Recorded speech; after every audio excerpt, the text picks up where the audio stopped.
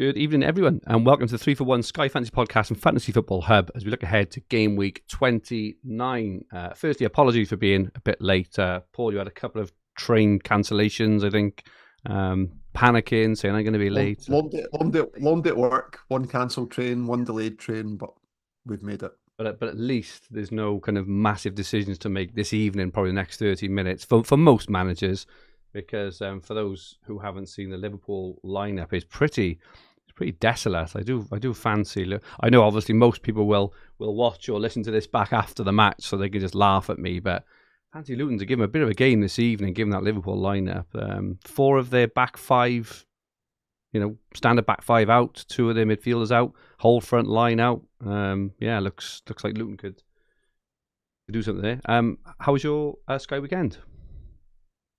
Not too bad. I'm just outside the top 1,000 now.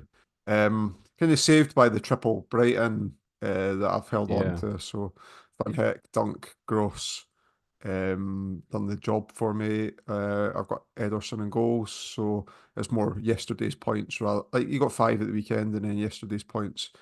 Pretty reasonable week. Pretty happy with things. I used one transfer, brought in Calvert-Lewin on Monday night.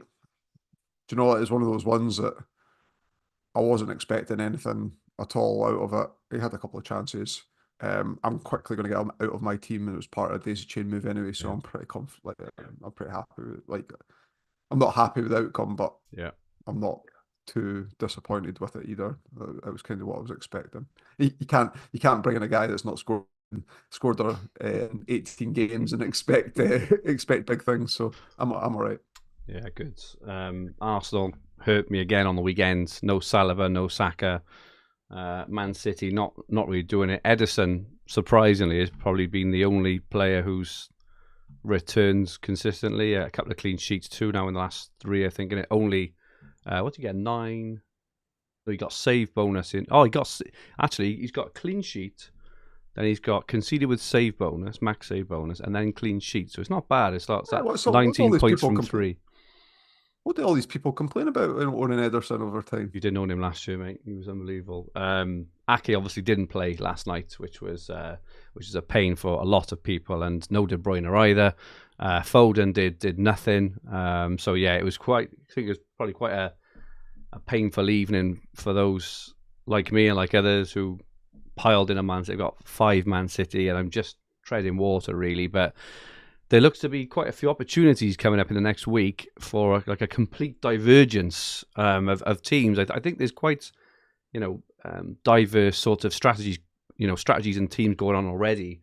But going into next week, there seems to be the opportunity to be really different and really attack the coming weeks. Firstly, let's welcome everyone in the chat. It's great to have you with us. Windy is in. He said, jump the gun with original greeting 48 hours. 48 hours ago. Obviously, we're doing it Wednesday this week instead of a Monday. Dave Hannigan is in. He's had some chest pain A&E on Monday. I hope you're okay there, Dave. Says all seems okay. Glad to hear you're okay there, Dave. Tim has been staring at his screen non-stop for 24 hours. Humble Monk is in. Bake, John Aconley, Wolves, Beatty, Rich Darley, Colin Johnston, Paul Kendo, FPL Spartans, Sam D. Taylor, and Tommy Jones says, hi everyone, love this pod, been watching for years, my first time watching live, great to have you with us, Tommy. Peter May is in, Bobby Shearer, Glenn Murray, and many, many more. Thank you so much, everyone. According to Glenn, sorry, and Amandeep, Foden got passed down shot bonus. I missed that because I don't own him, but yeah, well done to Foden owners. That's probably again why I didn't kind of move anywhere, but yeah, well done. Let's have a look at the lay of the land for the coming week. Obviously, this evening, we've got Liverpool and Luton. Firstly, let's touch on that quick because the game kicks off in 27 minutes. I haven't got Van Dijk's ownership in front of me in the top 1K, assuming he's reasonably highly owned. 78%. What would your advice be to people who haven't got a player playing this evening, Paul?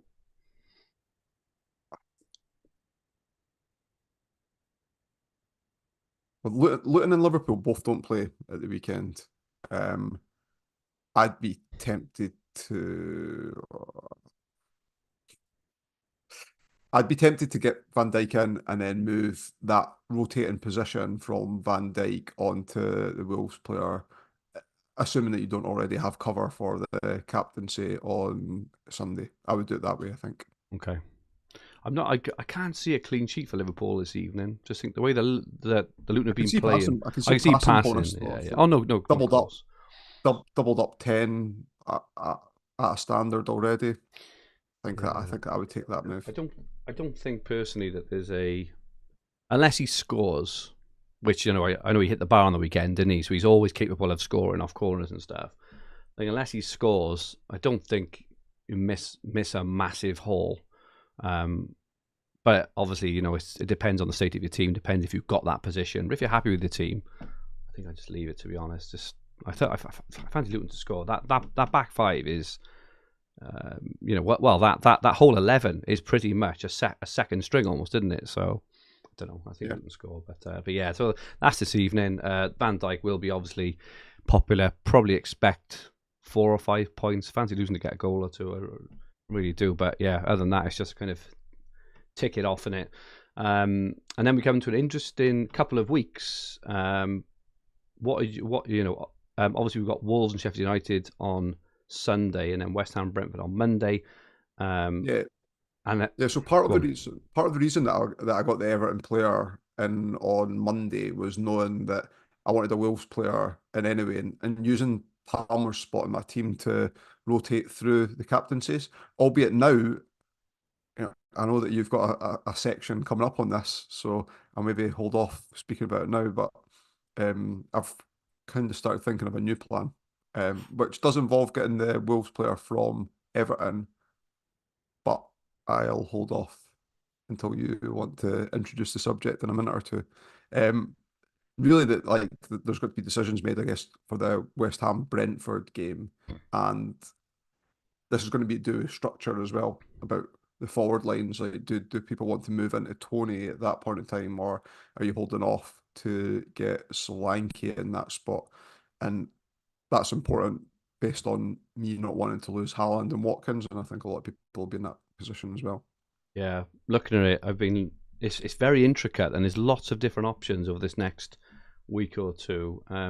Solanke owners will be considering whether to get rid, jump off to maybe a Wolves player or a West Ham player who have a 2 for 0 or an effective 3 for 0 with captaincy, and then move back on to Solanke, for example.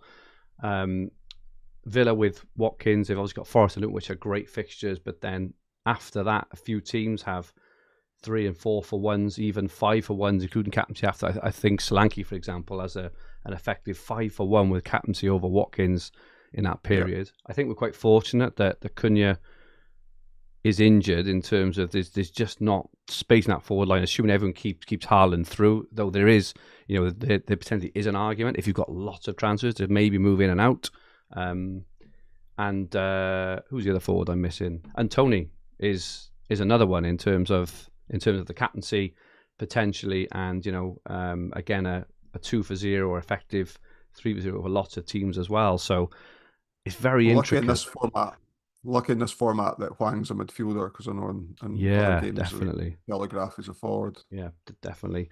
And then obviously we have this Arsenal jump on a week Monday on the 4th of March, where Arsenal play Sheffield United, and they have again a 2 for 0 over a few teams, and then they go on a really good run of fixtures then as well. So there's kind of lots of moving parts here, aren't there? And what's interesting, as I say, because I don't really think there's a template. I think we'll see a lot of transfers used. I think we'll see a lot of different looking teams, a lot of rank swings back and forth. But my kind of immediate thoughts for my team, which is obviously different from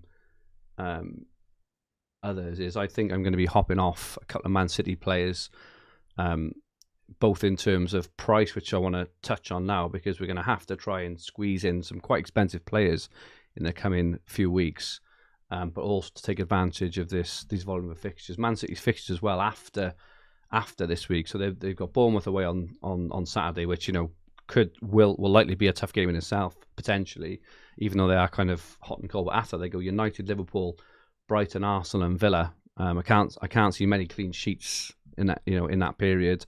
And they're hard games as well, right? So yeah, interesting. But firstly, just wanted to touch. What about Liverpool? What's that? What about Liverpool? What about Liverpool? In Assuming that, like, yeah, well, we just said 80% of people's got Van Dijk. Their two fixtures are Forest, and you could even hold them to play the Forest game, yeah. but then they play City, then they're likely going to blank after that as well. There's potential there to move off, and then when they come back, I think that they play on. Yeah, they play on the Sunday, Yeah. the game week after as well. So I think coming off Van Dijk is going to be popular. So there is this opportunity again. We talked about where's there going to be the opportunity. All the captaincy days are covered, but I still think there's a lot of movement in terms of transfers there, and those that have held some back are going to prosper. Haaland, Salah, and Saka potentially could take up a lot of budget over this next few weeks. Most people have got Haaland back. A lot of people have got Saka. I'm going to want Saka back. For example, I don't have him. I'm going to want him back, and Salah will be back as well. My immediate thoughts is. My immediate thoughts are De Bruyne is probably dispensable at this point, even though a couple of weeks ago he was looking like, the in guy, the form guy. You have to have him.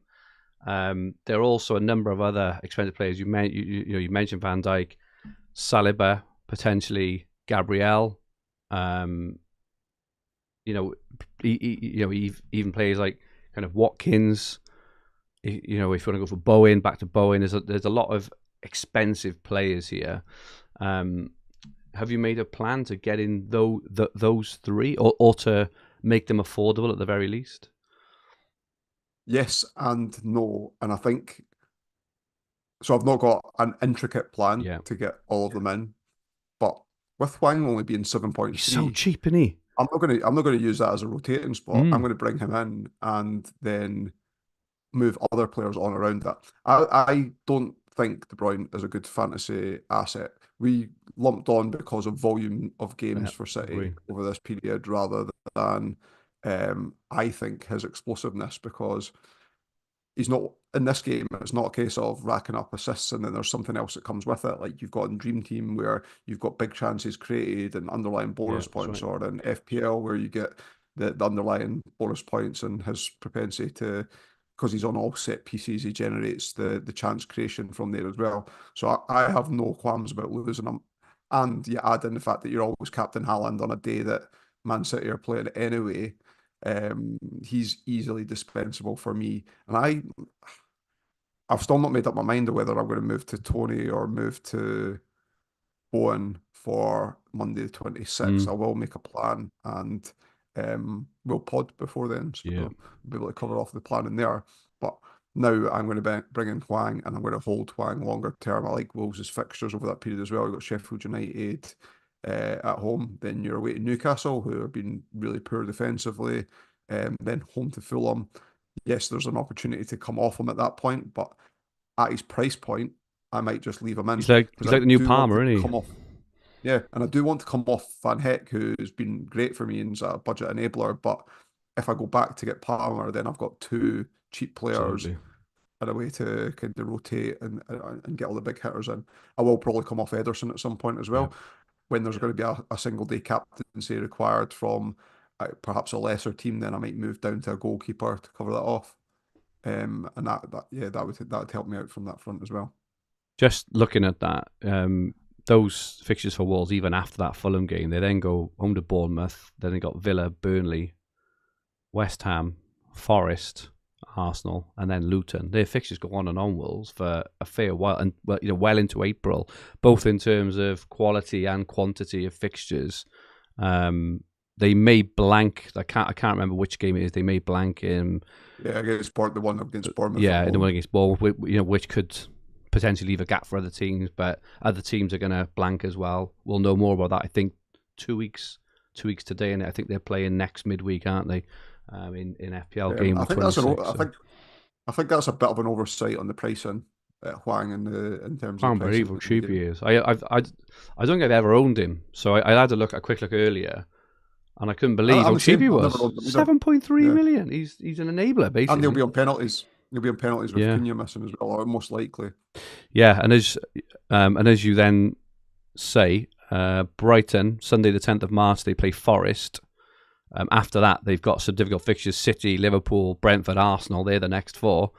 And Parma plays the next day on Monday the 11th. You can go Van Heck Yep. to Parma, and there's and there's your two enablers back, aren't they? So that works out really, really well actually. So yeah, interesting stuff. So yeah, if you've got two of those three at any one time and no De Bruyne, then these three look reasonably affordable, I think, don't they? It's having those enablers at the one time in it.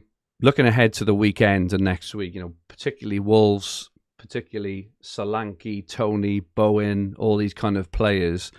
What are your thoughts on how to optimally hokey cokey? Has that ever been said before? What a phrase that is. That's what we should call this podcast. Optimal hokey cokey around these next week or two, because there's so many variations you could do, aren't there? Yeah, I think your run out will be popular in terms like what you had mentioned earlier about the Watkins 5-for-1. The one for Watkins in that period's at home to Spurs, Yeah, which you'd fancy him to do well. That's kind of fixture a high line that that you expect Watkins will do well in. But looking at that game, it's Liverpool Man City on that same day, Brighton are home to Forest that day. So there definitely is options to go elsewhere. I think those that hold Watkins at that point in time it will be popular, but I think like that looks too sensible not to do at this point in time. agree. And then the 5-for-1, you don't need to make the exact move back. There's multitude of options about how you would navigate that.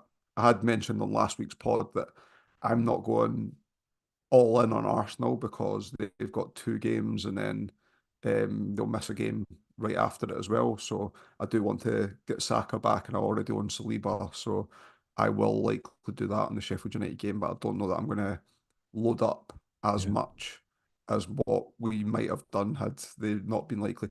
I guess that all depends on the outcome of the Chelsea Leeds yeah, game. good point. We're assuming here that Chelsea will beat Leeds, but that's certainly not a given. Leeds are doing well in Championship this year as well, and could spring an upset there. And the defensive fixtures for Arsenal, even after, I think they're quite tough. The next 5 games, so there'll be City away. You would expect obviously City to score. They got Luton at home, which is obviously nice, but then they go Brighton away. Brighton generally always score. Aston Villa generally score. Wolves have been playing very, very well, scoring goals, and then Spurs after that as well. So maybe one defender is kind of enough in that period. Yeah. The one interesting day that for me is Saturday the 2nd of March. So you've got 7 games on, 6 of which are 3 p.m. kickoffs, and the first game's 3 p.m. as well. And the standout captaincy, if you're looking at it in isolation, is Salah, but there's no natural hop on, and then Liverpool play City the following week and are likely to blank the week after. So it's unlikely that I'm going to go there, but it does then open up various options for captaincy on that day. So we might get one of the first times in a while where we've got a lot of good options, but split captaincy. What are your thoughts on Haaland? I think he scored. I want to say 3-3 or 3-4 since he's been back. Not massively explosive. Not, is he just by the staggered nature of the fixtures and the fact that they're quite difficult fixtures as well? Do you think he's just a solid hold all the way through? Yeah, I think that would be overthinking if I was going to start bringing him in and out again. I think, especially when I've already highlighted that De Bruyne's Yeah, drop a ball. Foden's always been inconsistent from a Sky returns perspective, albeit like there was a fair point that he's picking up other yeah, elements of bonus now that he he is. perhaps didn't do before. So he could be a longer term hold for those that have got him. We know the options and rotation, like around rotation on the defensive front. And I'm happy to hold Ederson just now, but if I do need to free up money at some point in the future, I'm happy to downgrade him, say, pick up an extra game from someone somewhere, or if I need captaincy coverage from someone, Now won't be going back to Areola though, I don't think. Yeah. Just on Wolves, what would your kind of 1, 2, 3 be? And I don't mean dependent on your team. I just mean the best three sort of options moving forward. Yeah. In order. Hwang, Jose Sa, and then Neto in that order. I think Neto's a fantastic, fabulous player. I don't think he's suited to the Sky game because of he doesn't rack up shots, so it doesn't tier very often. He's more for me. He's more of an assister rather than a goal scorer. Um, so that's why I would have him slightly before Sa. And I do think that taking the Sky game into consideration as well, those that moved on to Pickford, I think he's like 25% on the top 1,000 or there or thereabouts, that might be a play from Everton if you've got problems else, like if you don't want to move outfield players on. I'm tempted. I think I might double up on the weekend. I think I might bring in Hwang captain, but I might go for Sarr as well. I think Edison, he's kind of done his job over the the 4-for-1 he had over different teams and bits and pieces. But yeah, I'm tempted by Sarr. He'll save a bit more money as well. He has a 2-for-0 straight over Man City. It is like and then kind of a 4-for-2. But I just like their long-term fixtures. And I like Wolves, and I just think they're playing really well. And I just think it might be a bit different there as well. Just some kind of unexpected points away from the template sort of thing, even though there's not much of a template. Just thoughts on West Ham and Brentford players. What would be a 1, 2, 3 there, and kind of combining those teams? Yeah, Brentford play 3 earlier than West Ham play 3, but Brentford have probably got better options as well, but their fixtures are a bit more difficult. West Ham have got nice fixtures. If they were playing well, you would fancy Bowen in a Harvey, wouldn't you? Home to Brentford, away to Everton, home to Burnley, but they're just not playing well enough, are they? yeah. I said I'm not going back to Areola, but I would have it Tony, Bowen, Areola, I think is my top 3, but Areola, but there's a significant gap between all of those just now. Tony's quite a bit out in front, then Bowen, then there's a bit of a drop to Areola. Yeah, I think so. I think same. I think I'm going to try and squeeze in Tony. I've got Solanke already, so I think I might. Obviously, I'm going to keep Haaland. Going to keep Watkins during that period because they've got the 2 fixtures, and then do Solanke to Tony. Thankfully, Cunha's injured because that would have been. I don't know how you could have squeezed 4 or 5 strikers into those spots, and then Daisy Chain Watkins. I think with Hwang being back, I think with Hwang being back, even if Cunha was fit, people would pick Hwang for those reasons that you just suggested, like that the forward spots are like in the hot commodity, whereas there's more flexibility in midfield. Yeah, that's it, innit?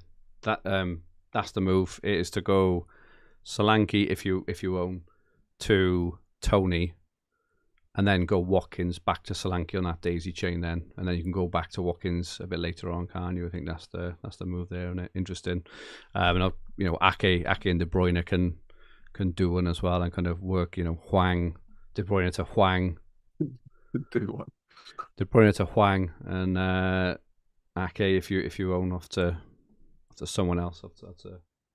Well, Calvert-Lewin's definitely not staying in my team much longer. So all the stick you gave me over like Callum Wilson, you've got Calvert-Lewin. Unbelievable. Yeah. Tim in the chat says, "Don't overlook Sarabia." What's his minutes been like, Sarabia? I always just assume that he wouldn't play an awful lot of minutes. But let's just have a quick look what his minutes have been. Sarabia, yeah. He started a lot recently actually, but in the last few weeks, 90, 75, 65, 80, 70, 26, 72, 90, 73. Not bad. He does get hauled off though all the time, doesn't he? Whereas you'd expect Neto and Hwang to play, to play the majority of minutes. But interesting stuff there. Anything else, Paul, on the next kind of week or two? In terms of the fixtures and how they landed. Man United look quite interesting, but because of there's no real captaincy requirement and other options. It's a great fixture this week. with Paulinho being Yeah, I agree out with that. as Yeah, well, which means that the Brighton fixture away to Fulham, because Paulinho's got a 2-match ban, the Brighton fixture away to Fulham is also very appealing the following week. I think the problem with Hoyland just now is that Man United play Fulham at home and then they're away to City, and then there's a chance that they blank. Is it the following week? Or they play home at Everton and then they blank the following week. So, and I think it was we'd mentioned last week that a play could have been to move to Garnacho or yeah, Hoyland on Sunday past, and those that made that move, Garnacho, I think got 7 or 8 points out of it. yeah. So I've done well. um, I've certainly done well out of that. Those moves as well. I just with the forward spots we've already talked about it, but like moving on to Garnacho on Sunday the 3rd, it's just that initial appeal of the fixture away to City isn't particularly great as well, is it? I don't. I've not really got any appetite to go there at present. No. Yeah, I think we're going. I think we're going to know a lot more when we pod in 2 weeks, aren't we? About these blanks. I think just for those making transfers with kind of the longer term in mind, I'd just be careful that a lot of those fixtures, is it I want to say the 16th and 17th of March, is it those That's right. ones? In those ones could not be there, depending on the FA Cup outcomes, which are next midweek. So just be just a touch careful there. But other than that, there's so many opportunities there. It's insane. I think the way the fixtures and the days have fallen have made it really interesting as well, haven't it? Yeah. Good stuff. Transfers remaining. As of this was the 16th, this was last week. Top 5,000, 17.6, top 1,000, 17.6, top 100, 15.5, and top 10, 14.2. It's very high in that top 10, isn't it? Still, I think. Remarkably Yeah, high. there's a lot and a lot of recognisable names in the top 100 now as well. Yeah.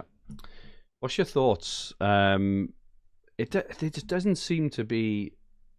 It's a strange one. I think I've got 23 or 24 left now, and I'm going to use one or two maybe this weekend, and then probably two the weekend after. It seems like normally it just feels like we're really having to hold on tight to our transfers, and have to be disciplined almost every day not to use them. But this year it doesn't quite feel like that, and I'm sure we'll end up at the end like wanting more transfers. We always do, but it currently doesn't feel as urgent as it normally does. It like normally it's hands in pockets, sit on your hands. You say sometimes, don't you? I have to go out and walk the dog and not take my phone for me not to make a transfer. It doesn't feel as urgent this year. What do you think the reasons for that, or is it just me who's feeling that? Maybe it's just me. No, I think there's been less chaos in the fixture runs this year than what there had been in the last 2 or 3 years. Um, I think that the budget enablers has become people have got on them a lot earlier. Um, I don't know. Maybe there's a lot more content now that people are listening to as well. So things are more apparent. There's a lot more podcasts and a lot more information available on Twitter and threads, etc. that covers off there as well. But maybe it's the default Haaland captaincy when City play. There's elements of that as well. But I don't think that there's been. I think the fixture runs have been relatively easy to navigate Yeah. in a lot of instances, and the plays have been more obvious in a lot of situations where this year, this year rather than previous years. I do think I still maintain that these blanks are going to throw up once the FA Cup fixtures are played out. That there's going to be 3 for Yeah. zeros Keep it for big zeros. teams Agree. over others that are even much more obvious than the Man City one, and there'll be less risk associated with someone like that if Arsenal have a fixture run, that makes it Yep. obvious on who to get in that situation. I think Arsenal is probably the one team that people feel comfortable piling on just now. Certainly, like kind of 4 of the back 5 are consistent, and there's consistency in attacking areas as well for them. Yeah, it's gonna be interesting because for example, if Forest beat Man United in the FA Cup, that home to Sheffield United fixture all of a sudden for Man United looks very, very nice, don't they? They play Brentford a couple of days later. Yeah. But conversely as well, if it does go as planned, it does mean that United are going to finish the season probably with Burnley, Sheffield United, Palace and Brighton all in there in for the last 5 as well. So there's, as you say, there's still lots of opportunities in there. And yeah, we had a couple of questions actually just on transfers. How many is too much? Should we be doing it? Simon in the chat says average transfer numbers in line with last season. That's interesting. Obviously, it was a bit different last year, just to the World Cup and and things. But we're kind of 2/3 of the way through the season now in terms of fixtures, and probably about averaging half the number of transfers left for probably a lot of engaged managers. Obviously, that's under in terms of those on screen. Those averages, they're probably in line with a third left for a third of the season left, which is interesting. But yeah, it's going to be interesting. But Timmy's also added fewer injuries potentially in 2024. I think there's been a lot of injuries, but maybe not as many to higher profile players when they're in the middle of these runs. I know Salah's been injured and things and things like that. But yeah, you're probably right there. There's still quite a few people with Brighton assets. Like I'm in position just now. I've got 3 Brighton assets. I think you might have the same. I have, yeah. What's your views there? So coming into Sunday the 10th of March, so bear in mind Brighton play on the second calendar day that weekend, which is tad unfortunate because if they played on the Saturday, it would have made things easier. My plan is to use one of them as the make way to get to Palmer against on like Chelsea, Newcastle on the Monday night. But Brighton's fixture run's horrific for the run after that. But with no natural hop on for the other 2 spots in there, my thinking was I'll probably hold Gross, but I'd want to get rid of Dunk as well. Yeah. At that stage, but at present I'm not too. I myself haven't given it too much thought, but I'm not sure who I'm going to move him on to. Have you had much thoughts around that? No, I think it's what you mentioned earlier. By that point, we're going to come into that period where teams will likely have 3 for 0s due to the blank game week a week or 2 later. So my early thoughts are just to have the owners as placeholders to take advantage of the 3 for 0s there potentially, and maybe move them on. But again, it's form as well, right? Like the kind of teams have got lots of fixtures in that period. Bournemouth and Luton, they've got some. Well, it's especially Bournemouth. Bournemouth's run is insane for I just don't know how many of the players, like the defenders, don't pick up much bonus, and there's so much rotation in the midfield for Bournemouth that I don't like that. But I would consider moving. Sounds a bit crazy thinking about it, but I wouldn't be adverse to moving Dunk on without a fixture game the following week if I can find a really good run, and this will be dependent on who plays that week with the FA Cup going. It's also the game week before international break, which is never too good for doing that kind of thing either, though. But not definitely just things to consider about. Yeah, exactly. I think they're just placeholders for that next phase, because up until Monday the 11th of March, Wednesday the 13th of March, I kind of see that then as you're coming into almost like the latter stages of the season, then, aren't you? That's when a lot will unfold in terms of we're going to know the fixtures for that blank game week, and then we're also going to roughly know what the final stages are going to look like for FPL game weeks 34 and 37. Who's going to double? Who's going to have more fixtures than anyone else, and things. So and because obviously there's no COVID or anything else now, they're pretty stuck in there. So you can plan a bit more confidently, can't you? So good stuff. Just a quick look to the game week ahead. The game has started, by the way. Liverpool and Luton. Arsenal playing this evening as well against Porto in the Champions League. United Fulham 3 o'clock. Palace Burnley 3 o'clock Saturday. Brighton Everton 3. Villa Forest. Bournemouth Man City 5:30. Arsenal Newcastle 8 o'clock. We won't see the Man City lineup Could assume Haaland plays, Haaland captaincy. Any other thoughts there or any opportunities? Yeah, I'll be captain Haaland there. As I say, I do think there's a fixture gain from Liverpool at this point in time. Like all the teams that are not playing at the weekend, there's fixture gain opportunities. So you don't need to look at it as if because Liverpool aren't playing on the Saturday and that by picking up a Saturday playing player, you're already making a fixture gain by doing it there. If you can handle missing Van Dijk against Forest the following week, then they play City and then they'll likely blank again. So there is an opportunity to, if you've got a forward spot available, picking up Højlund perhaps, and on that day, Brighton's still got a few nice fixtures before I'd want to come back off them. I imagine most people's got Watkins. Saka. What about Van Dijk to Saka on Saturday? That's an option also. Good shout. Wolves, Sheffield United Sunday. We talked about that earlier. I think I'll be doing just rough plan at the moment. De Bruyne to Hwang.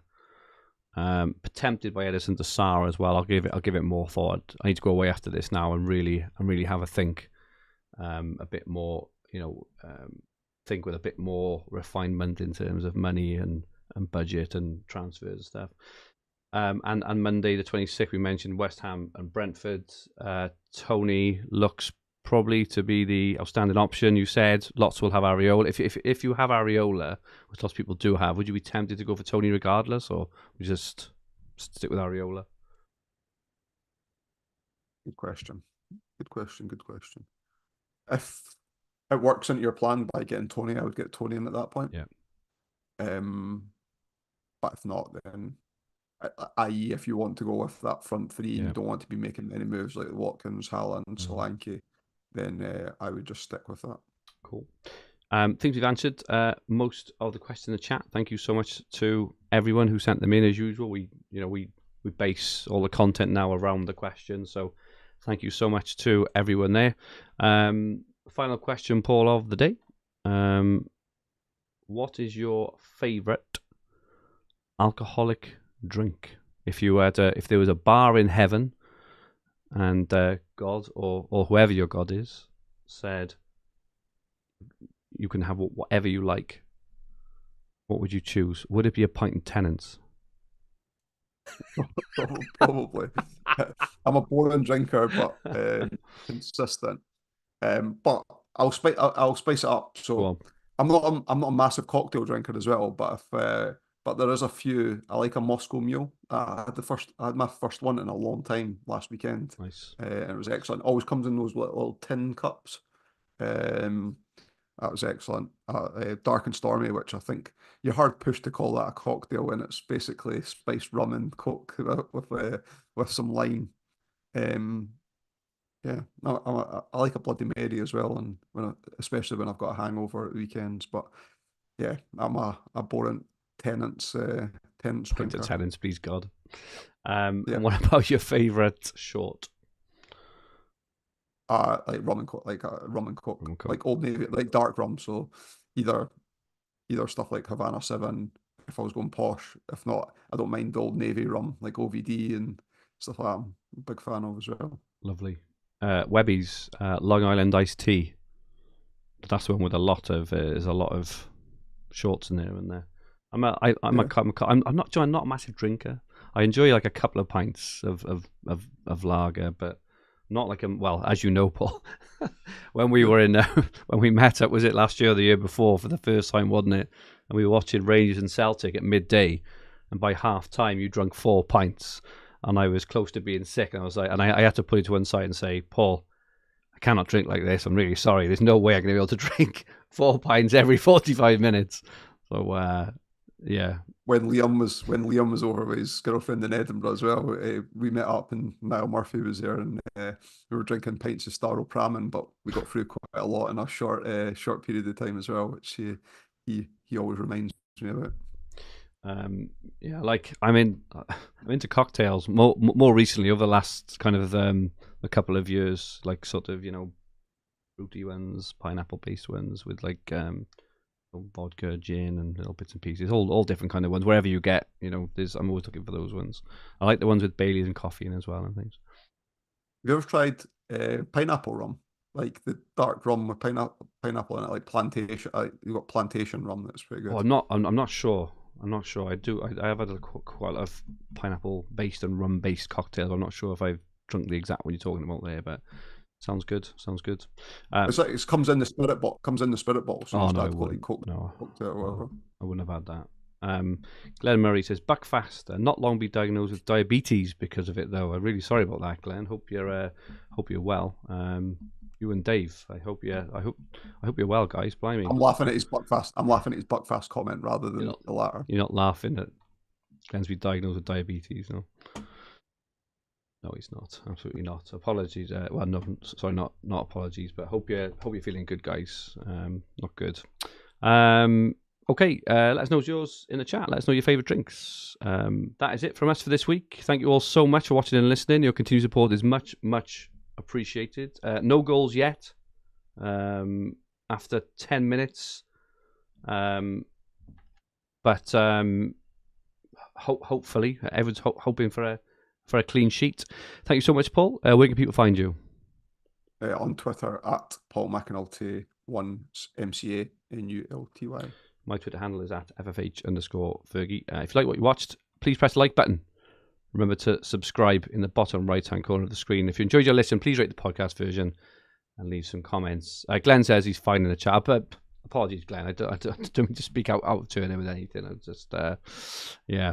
We'll be back next week to preview Sky Game Week 30. In the meantime, we hope you have a great Game Week 29, and goodbye for now.